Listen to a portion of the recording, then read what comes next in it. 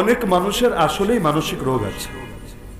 আজকে শাহেখ আহমদুল্লাহ জানিয়েছেন যে ওনার অফিসে একজন লোক গিয়েছে যে বাস্তবেই মানে কোনো কারো টাকা পয়সা খেয়ে না, বাস্তবেই ছোটবেলা থেকে তার মনে হতো সে মেয়েলি স্বভাবের, সে মেয়ে, কিন্তু তার দেহটা হলো পুরুষের। পরবর্তীতে তাদের নাকি একটা অ্যাপ আছে, বিশেষ ধরনের অ্যাপ।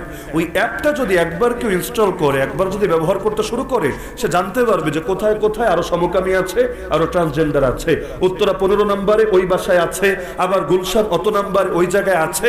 তো ব্যাস একটা কমিউনিটি হয়ে যায়, পারস্পরিক রিলেশন হয়ে যায়, বোঝাপড়া হয়ে যায়। তো একবার সেই জালে গিয়ে যে ঢোকে সে আর কখনো বের হতে পারে না। তো এখন হুজুর জানালেন যে এখন সে আসলো, সেও জানালো যে একবার সে অ্যাপে গিয়ে যে ঢুকেছে আর বের হতে পারছিল না। কিন্তু এখন আলেম ওলামার আলহামদুলিল্লাহ জবান খোলার কারণে তার কাছে বুঝে এসেছে আসলে এটা মানসিক রোগ ছাড়া কিছু না। এখন হুজুরের কাছে এসেছে বিষয়টা সমাধানের জন্য।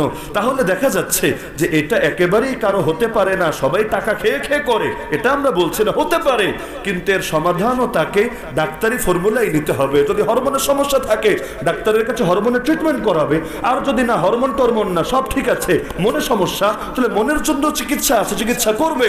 কিন্তু নিজেকে না শুধরিয়ে গোটা জাতিকে বরবাদ করবে, এটা তো হয় না। আমার গায়ে কাদা লেগেছে, আমি ধুয়ে ফেলবো, শেষ। কিন্তু আমার গায়ে কেন কাদা লাগলো, এখন তোমাদের সব গুণের কাদায় ধরে চুবাবো, এটা কখনো সুস্থ মস্তিষ্কের আচরণ হতে পারে না।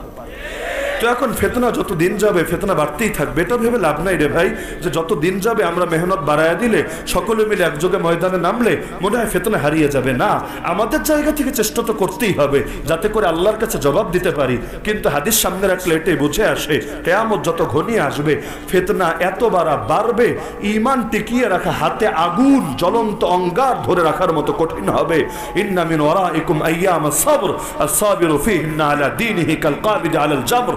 এমনকি মুস্তাদরাকে হাকিমে হাদিস আছে, এমন একটা জামানা আসবে মানুষ যদি খালি মুখ দিয়ে বলে ইযা ক্বালার রাজুলু আল্লাহ কুতিলা, খালি মুখ দিয়ে যদি আল্লাহর নাম নেয়, এই অপরাধী তাকে আর বাঁচতে দেওয়া হবে না, তাকে নির্মমভাবে হত্যা করে ফেলা হবে।